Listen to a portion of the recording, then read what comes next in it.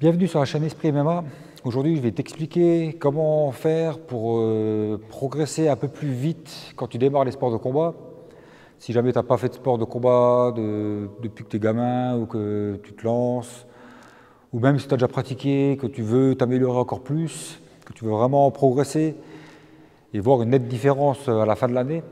Donc je vais te filer un peu quelques astuces qui m'ont aidé à progresser, à vraiment comprendre des choses dans les sports de combat.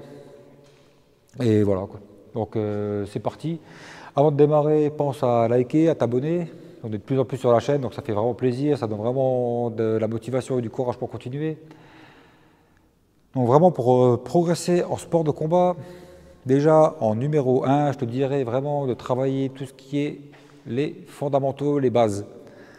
En striking, ça va être d'avoir une bonne garde, de savoir se déplacer, de savoir contrer, de connaître quelques enchaînements simples qu'on connaît par cœur, qu'on sait placer, qu'on sait toucher.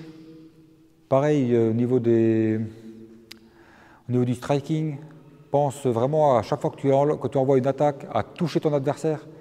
J'en vois souvent à l'entraînement en fait, qui envoient, ils ont peur de blesser, de faire mal. Après, si on va à la touche, on ne risque pas de faire mal à grand monde. Donc, pense vraiment à transpercer la garde, à venir toucher. C'est à ton partenaire de se protéger quand tu lui envoies un coup. Donc, après, je ne te dis pas d'aller comme un bourrin, d'abonner. C'est vraiment, quand tu fais tes répétitions techniques, le but, quand tu mets, par exemple, la direct, c'est vraiment de venir, de toucher le visage de ton partenaire. À lui de se protéger, de bloquer le coup. Ça aidera vraiment plus tard, après, quand tu feras des compètes ou des combats, à éviter d'être trop court sur tes coups, parce qu'en fait, à l'entraînement, tu n'auras jamais osé aller vraiment au bout, quoi. Donc vraiment là-dessus, c'est vraiment important de vraiment travailler tes fondamentaux, de savoir vraiment toucher ton adversaire.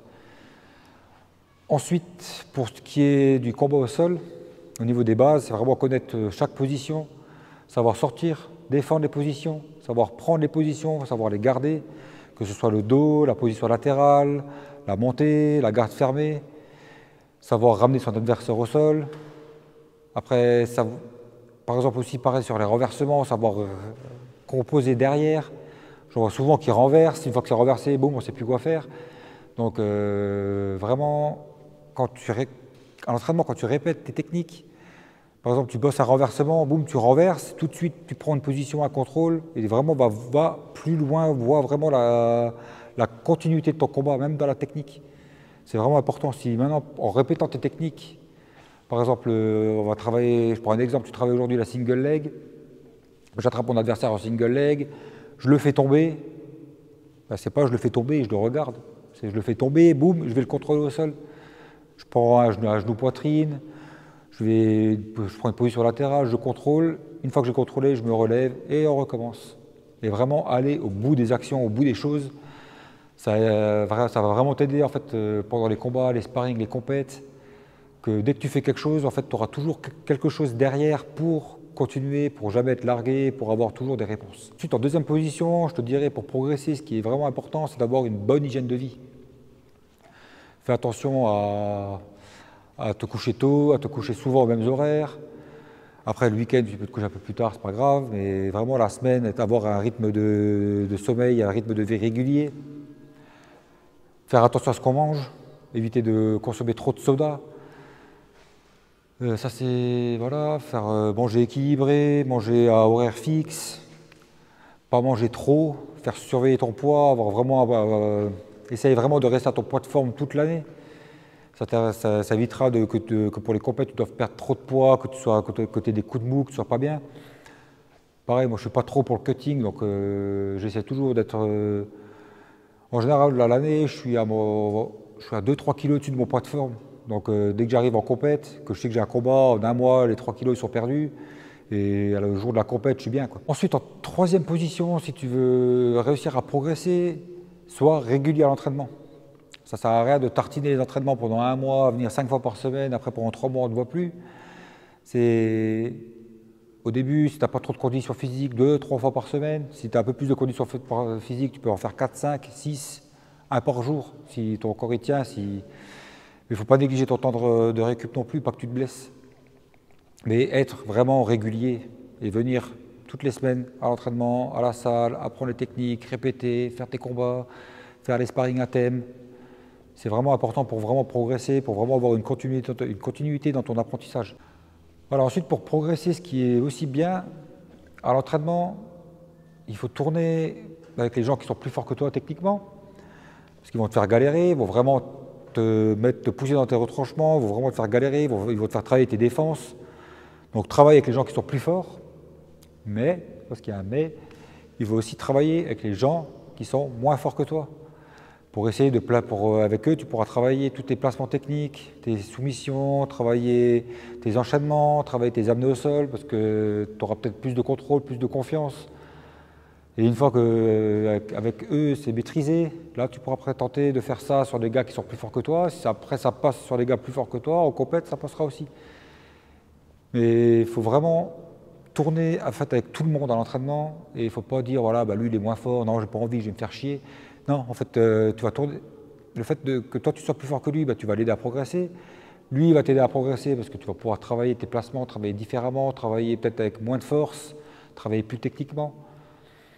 Donc c'est vraiment important de vraiment tourner avec tout le monde et de faire la part des choses et de ne pas mettre les gens de côté parce que ça ne t'intéresse pas trop. Et, voilà, quoi, et là-dessus, on va rebondir sur le dernier point qui est super important, c'est de mettre ton ego de côté. À l'entraînement, si maintenant tu tournes avec quelqu'un de moins fort que toi, que tu te mets en difficulté, si jamais il prend une clé de bras, un étranglement ou quelque chose, tape. Ne va pas te blesser parce que tu as trop d'orgueil, trop de fierté, parce que quelqu'un que tu penses être moins fort que toi t'a placé une technique. Ça, c'est pas important en fait. Ce qui se passe à l'entraînement, on s'en fout. À l'entraînement, on est là pour apprendre, on est là pour s'entraîner, on est là pour essayer des choses. Si maintenant tu tentes un nouveau truc que tu ne maîtrises pas contre quelqu'un qui est un peu moins fort que toi, que tu te fais cueillir derrière, c'est pas grave. Tu auras essayé, tu t'es fait cueillir parce que tu l'as peut-être pas fait de la bonne manière, c'est pas grave. Après, tu auras appris des trucs. Et pareil, ton partenaire en fait, qui t'aura peut-être finalisé derrière ça, bah lui, il va peut-être prendre confiance, il va se dire voilà, c'est cool, il a fait un truc, il est content. Donc ça va l'aider aussi à progresser, ça va aussi lui faire du bien d'avoir réussi quelque chose. Donc voilà, c'est ce qui se passe à l'entraînement, ça reste à l'entraînement. Si à l'entraînement, tu as fait taper un gars plus fort que toi, tu ne vas pas le dire à tous tes collègues, parce que voilà, c'est ouais, je t'ai fait taper, machin, non. C'est à l'entraînement, ce qui se passe à l'entraînement, en gros, ça n'a pas de valeur. Ce qui a de la valeur, c'est ce qui va se passer en compète.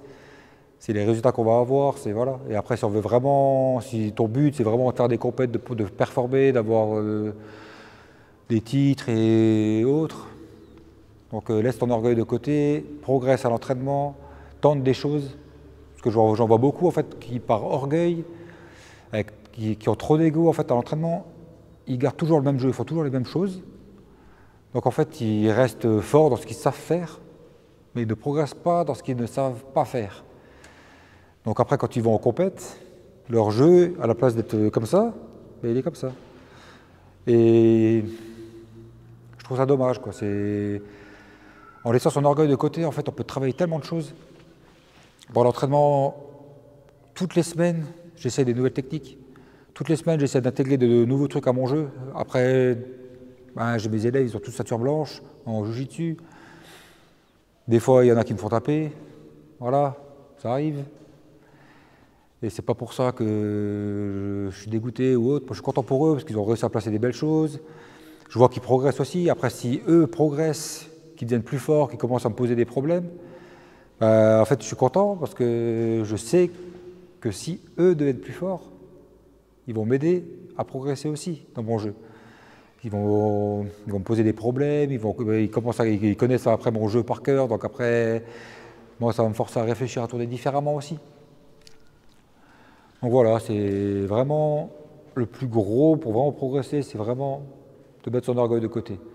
Travailler les fondamentaux, avoir une bonne hygiène de vie et tourner vraiment avec tout le monde et essayer vraiment de se faire plaisir à l'entraînement, c'est le principal, quoi. Donc n'hésite pas à me dire en commentaire si vraiment ces conseils-là t'ont été utiles. Et si tu veux d'autres vidéos conseils, bah, tu peux marquer conseils en commentaire. Allez, à plus, ous!